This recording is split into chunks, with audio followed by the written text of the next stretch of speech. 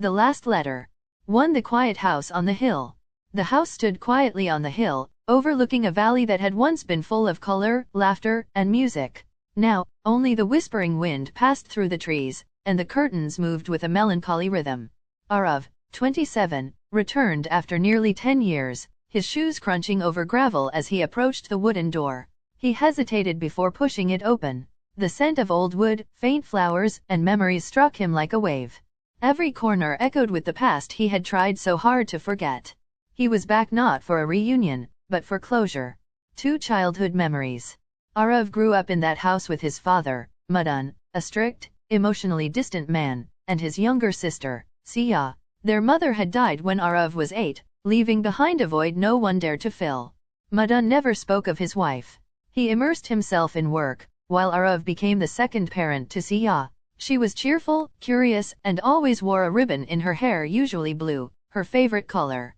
Their bond was unbreakable. They'd sit under the old mango tree and make promises. "We'll never leave each other," Sia would say, Pinky swearing with him.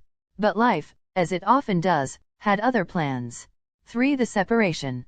Aarav left at 17 to study in Kathmandu. He promised to call often, to return every holiday. But college, friends, and distractions pulled him further away. Sia's letters came regularly, filled with sketches, jokes, and updates on her garden.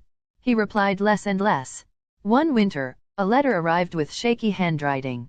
"Bye, I don't know how to say this, but I'm sick. It's called leukemia.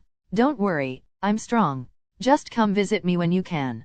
He didn't go. He had exams. Then a job interview. Then life.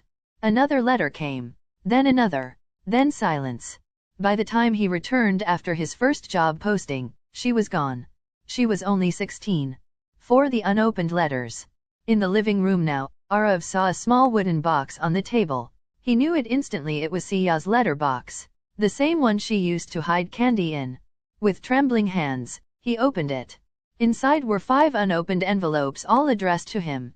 His chest tightened as he picked the first one.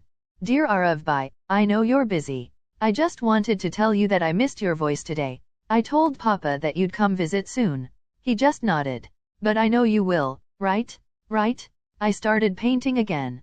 I drew a picture of us under the mango tree. "I'll keep it for you." He pressed the letter to his chest, eyes stinging.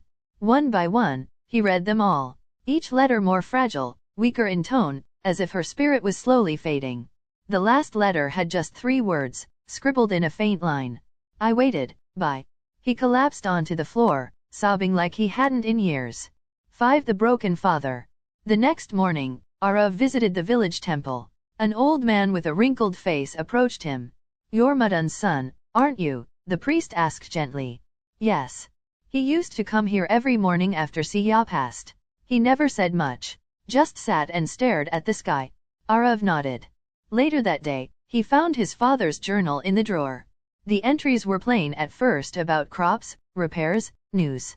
But then, "Sia's fever isn't going down. Doctor says we need more tests. She cried today. Asked for Aarav. I didn't know what to say. She passed at 4:27 a.m. I held her hand till the end. She whispered, 'Tell Bai I love him.' I didn't. I didn't have the courage. I blamed him. But I blamed myself more. I was never a good father. Never knew how to love. I hope they both forgive me." Tears blurred the pages. 6. The redemption. Aarav stayed for a week, tending the garden Sia once loved. He cleaned her room, restored her paintings, and placed her blue ribbons in a frame. He planted a tree next to the mango Sia's tree, he called it. On the last day, he stood on the hilltop with a letter in his hand, his letter to her. "Dear Sia, I failed you. I wasn't there when you needed me most. I thought time was endless, that I could make up for missed moments someday. I was wrong, but your love, your letters, they brought me home. I'll live the life you couldn't. I'll carry your light in everything I do. I love you. I always did. Your Bai, Aarav." He folded it and buried it beneath her tree. The wind rustled gently